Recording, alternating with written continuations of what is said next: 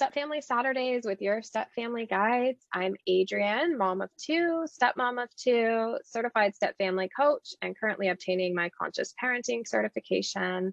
I'm a recovering perfectionist, and my motherhood and stepmotherhood journeys have been hectic, crazy, and a wild roller coaster ride, to say the least. So I'm hoping that through my sharing authentically, that I'll be able to provide some guidance and support for you all. With me today are my fellow Stepfamily Guides, Amelia and Amy. I'm going to let each of them introduce themselves, and then we're going to dive into an open discussion about the ex, the good, the bad, the ugly feelings stepmoms can have about the ex and how our spouse manages the ex. Amelia, do you want to introduce yourself? Sure. Hi, everyone. So I'm Amelia. I own Lane Stepfamily Coaching. I'm a mom of two, a stepmom of one, and a second wife. I'm also a child of divorce, so I have many different perspectives when dealing and offering coaching to my clients. Yeah, Amy, off to you. Thank you so much. Hi, everyone. I'm Amy. I am owner of Dare to Parent, and I am a dual certified parenting and stepfamily coach. So I help parents and step-parents overcome the hard parts of parenting, discipline, communication, and that co-parenting relationship. I'm the mom of 3 adult kiddos. I'm not a stepmom, but my focus with step couples has kind of come through my work, through working with couples. So I love to work with step couples and help them get on the same page for parenting and discipline and blending their parenting styles. And I just have a special passion for helping out our step families out there. So handing it back to you, Adrienne. Awesome. Well, we are so excited to be here with you all today and hope that you take away many insights from our conversation. So now we're going to dive into answering many of the commonly asked questions that we receive as stepfamily coaches and questions that have come into us on this topic of the ex and how the stepmom feels. So we have 4 or 5 different questions I'm going to ask. We'll all just have a conversation and provide some insights. First question, I'm new to being a stepmom. Should I reach out to the bio mom or let my partner manage that relationship? What are your thoughts? Personally, I think it really is going to depend on the current relationship that the partner has with the ex. Is it quite toxic? Is it, or is it pretty laid back and easygoing, and kind of allow that to kind of be, you know, the leading point to where you would go if the stepmom, you know, should reach out or not. And I don't think it hurts as a stepmom to be the one to reach out though and say, hey, do you want to grab a coffee? Or, you know, because the bio mom might really want to know, like, who is my child or being around. Like, maybe she does want to get to know you and what you stand for. And so I don't think that it hurts to be the one to reach out, but I think you really need to assess the situation beforehand and get to know what you're dealing with first.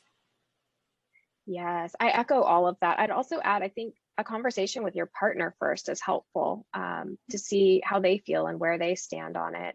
And if maybe they should be the one to make the introduction between bio mom and stepmom, or if they're okay with you picking up the phone and saying, hey, can we go grab a coffee? Or, hey, I just wanted to touch base. You know, I know if it was my kids, I'd want to know, and I'd love to get to know you and learn how we can co-parent together.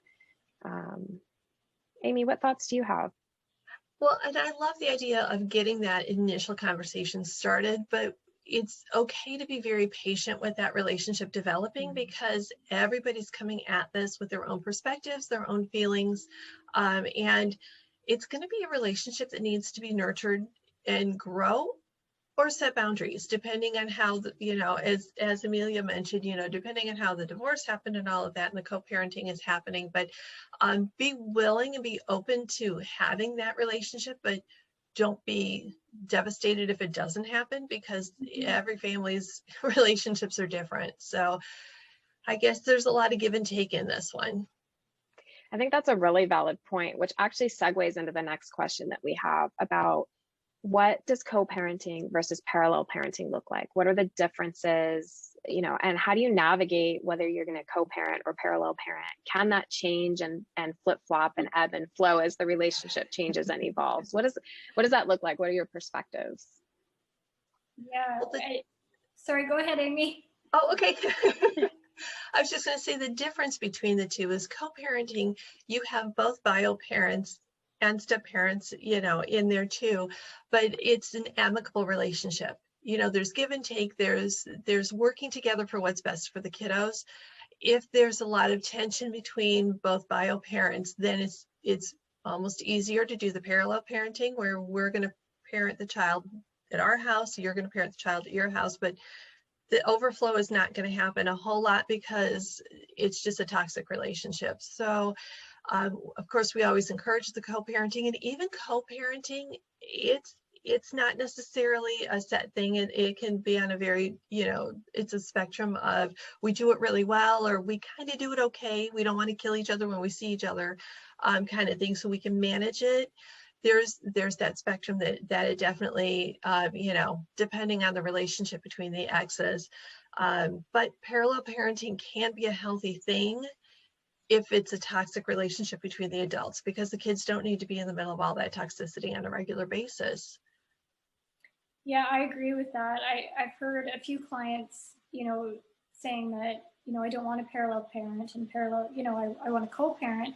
But when co-parent comes with arguing in front of the kids or just never getting on the same page, the parallel parenting is definitely, you know, the top choice there, because at the end of the day, we don't want the kids involved in conflict and we don't want them seeing that kind of conflict. So, you know, and, you know, to touch on what you were saying earlier, like you can go back and forth between co-parenting and parallel parenting, or even a little bit of both.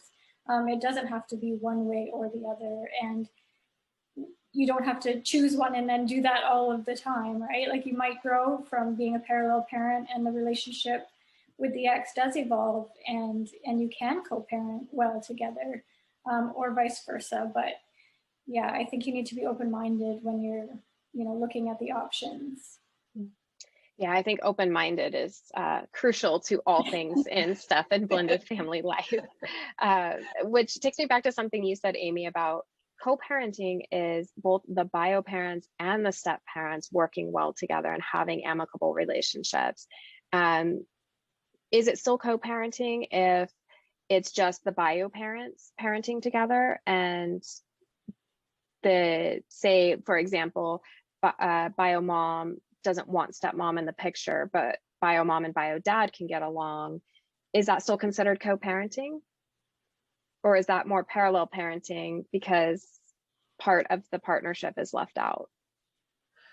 I consider it still co-parenting because it's the bio parents that are working together for the benefit of the child. So, and in that case, then the step parents are support systems for that relationship happening well. And of course, that's going to put our step parents in this situation of, I feel like the outsider in all of this, you know, I feel like the third wheel on a bike, but at the same point in time, if that's a healthy relationship, that they're co-parenting well, and there's not all the chaos and the stress of it, I say take a step back and be supportive of that, because that's what's best for the kids.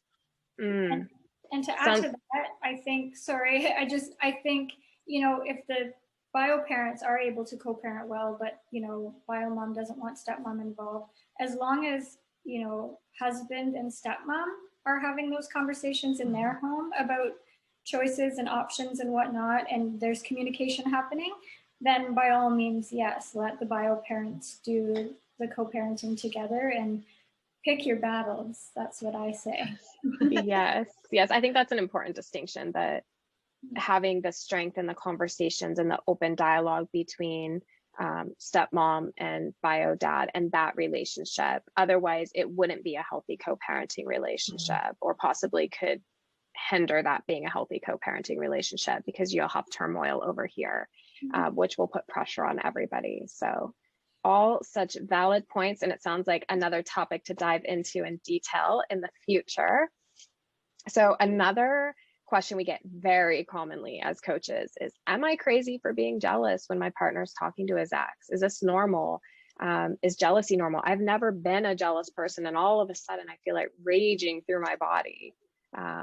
So what's normal? Where's the line? How do we help people navigate that? I think it's definitely a normal feeling. I mean, you know, let's be honest, this is a person that your partner was intimate with and has, you know, a lot of memories with and a lot of history with. So, you know, seeing that person interact with their ex frequently is difficult. Is it healthy to stay in that jealous state? Absolutely not. And that's where you need to dive into your own work and learning how to, you know, become a more confident person, you know, not just a stepmom, but a more confident person, and be confident in your relationship and know that, you know, your partner talking to their ex is not threatening to your relationship at all. Yeah, that's my thoughts. Yeah, a very similar question that we get along the same lines is about anger and feeling like, am I the bitch, for lack of a better word, when I get angry that my partner wants to put his ex's feelings ahead of what our family needs, or, you know, without discussing things with me first and making decisions with the ex. Does that make me the bad guy? I think jealousy and fear and anger are all part of those triggers that we have to look at and be aware of and recognize, and then have tools in our toolbox to navigate, to bring ourselves from here a little bit down to here, to be more rational and have conversations and say, hey, when you did X, this is how it made me feel. Can we come up with a solution or a compromise that when these types of situations come up, that we talk about them first and come up with what works for our family, and then look at how that affects the kids, and then come up with a solution with the ex or the exes if there's more than one. Mm-hmm. Yeah, I think you have to look at what is it that you feel that the ex is getting priority over you. What exact situation is that? And having a conversation with your partner about it, and really understanding why are they choosing to do what they do. And, you know, sometimes when we can gain perspective from them, we can start to understand, you know, oh, they're not necessarily putting their ex before me, they're doing it for X, Y, and Z, right? You know, I've encountered that quite a few times in my own relationship, and it does take a lot of personal work. You know, it takes a lot of looking inward at why is this bothering me so much. You know, but once you can get to that place of healing and understanding and listening to your partner, you know, a lot of times our ego really gets involved, and, you know, we just want to be right? Like, no, you are putting her first, you know, and you just want to be right in that moment. And, you know, we've had quite a few discussions, my husband and I, where he's like, but you're just not listening. Like, listen to what I'm saying and listen to my reasoning why. And sometimes it's just really simple, like just stop and have a conversation and listen, right? Absolutely. I'm in a very similar boat in my own relationship, where the beginning days were not as pretty as where we're at today, but I got to where I'm at by doing a lot of that self-work, the reflection, the introspection. And that's what I teach with my clients is, it's like, let's start with you, why you're feeling the way you're feeling, what's triggering that, and then what can we work on within yourself? Because it starts with keeping your own side of the street clean before you start, you know, throwing shade at others and saying like, hey, you. It's like, no, you know, let's look at ourselves and what we're doing and how we're contributing to the relationship. So, and just to quickly add to that, I think a lot of times, you know, we can get hung up on things like, well, he's putting her first, and really, like, look at the big picture. Like, what exactly is the situation, and is it really worth your time worrying about? Like, because there's so many issues in step family life. Like, you could be mad at everything all the time.